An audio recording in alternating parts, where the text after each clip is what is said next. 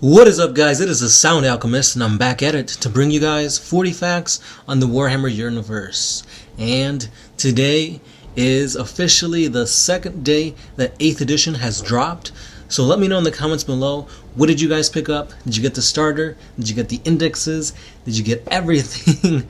Or did you guys choose to skip? And if you did skip, tell me why.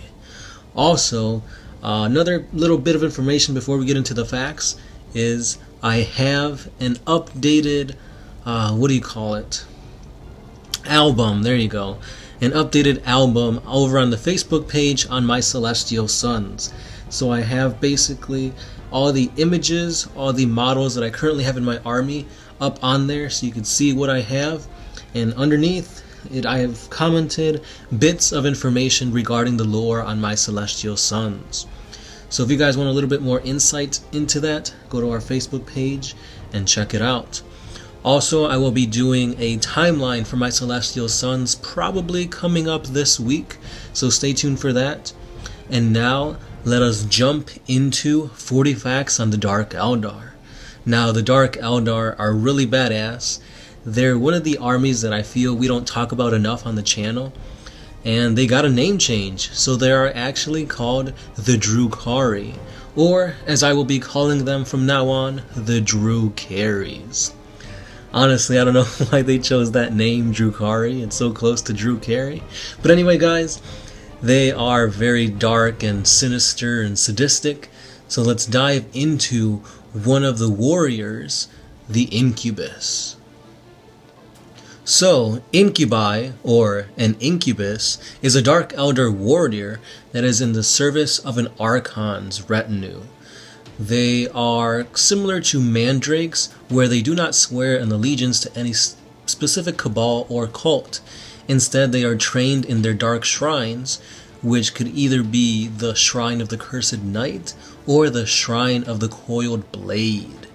And basically, they're trained in these shrines, and they have obsidian shrines, so to speak.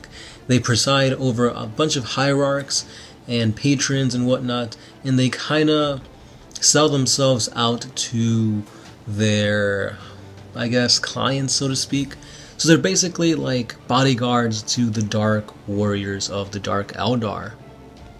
So, to be the most powerful bodyguards, their training is extremely hard and grueling. Due to this, not every aspirant survives the training. These weaklings are burnt as an offering to the iron statue of Cain, at the heart of every shrine. And the only way to really stay alive is to quickly master everything taught to them. Should an aspirant live long enough to best a proven Incubus and take his armor, the final training will begin. Every aspirant must then kill an aspect warrior of the Eldar craft world in single combat, shadow their quarry's precious soulstorm, and then rebuild it into a psychic torture device known as a tormentor. After that, then the aspirant can be considered an Incubus. So that being said, Incubi are among the best warriors in the Dark Eldar society. They are indeed warrior mercenaries that are only alive because they kill. Archons favor Incubi as bodyguards, and they are used extensively as enforcers in the city of Kamara. Many pleasure dens or smuggler spires have been brutally destroyed by a host of Incubi to send a message to their employers' rivals. The reason for this is that in the Dark Eldar society, one place in the chain of command is only improved by assassinating the person above you. So now let's talk a little bit more about their weaponry.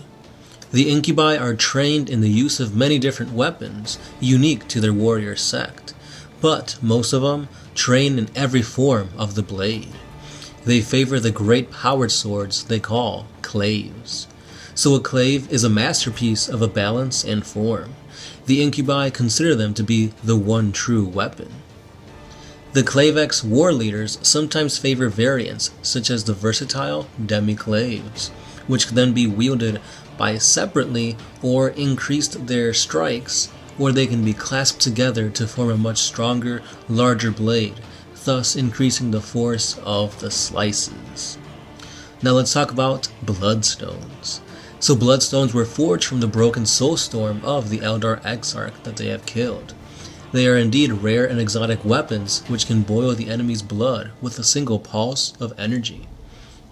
And lastly, we have the Punisher. Now, the Punisher is a two-handed weapon resembling a halberd, manufactured in such a way as to assist the wielder when swinging, effectively increasing the strength of all of their attacks.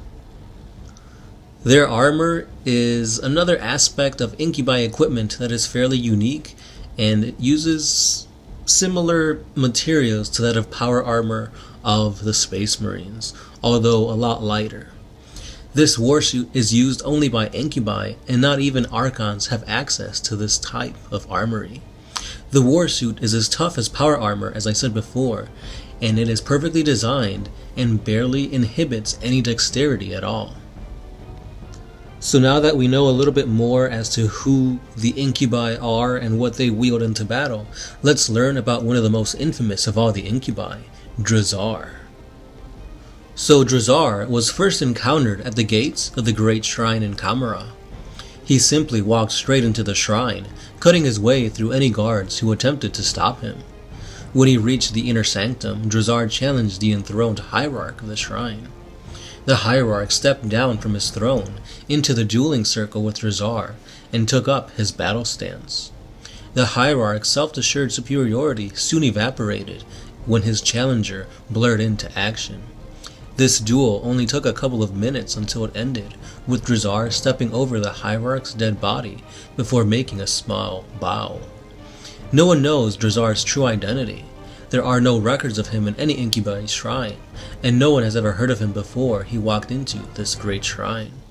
Even the name Grizzard is ceremonial, meaning the living sword. After he invaded the great shrine and killed the hierarch, gossip and rumors started to spread. Some say that he is the fallen phoenix, Ara, and that Grizzard's armor is filled with nothing but bone dust. It is said that there is no challenger equal to Grizzard. All who have challenged him have fallen under his blades. Yet Grizzard has shown no inclination to take up the position of hierarch or even any other position. He is the executioner, and he exists only to kill, nothing more, nothing less. He is a little taller and more lithe than all the other Incubi, and Grizzard is indeed as fast as lightning. He wears an ancient Incubus warsuit, perhaps even the original warsuit, which is significantly tougher than those worn by others of the sect. Grizzard uses demiclaves and the disemboweler blade, which can also be used by the deadly Clavex Incubi leaders.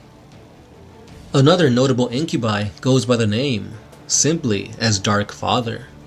The Dark Father is the head of the Incubi sect, and thus he is the most powerful Incubus hierarch in existence. Due to the manner in which seniority is decided in Camera, it is believed that Arthra, founder of the Dark Eldar aspect warriors of the Striking Scorpions, is the original Dark Father, although this is not confirmed. In the event that Arthra did find this Incubi sect, it likewise cannot be confirmed that he was not killed by one of his students, and thus overthrown as the Dark Father. The argument for Arthra being the founder of the Incubi is based primarily on the fact that the Eldar refer to Arthra specifically as the Fallen Phoenix, and they refer to the Incubi as those fallen warriors, stating that their Dark Father had turned from the light and now is into the shadows. This evidence, coupled with the similarities between the Incubi's Tormentor helms and the Striking Scorpion Mandiblasters, and the aesthetic similarity of the Scorpion stylings between both warrior orders, lead most Imperial savants versed in this issue to this conclusion, although, once again, this has never been confirmed.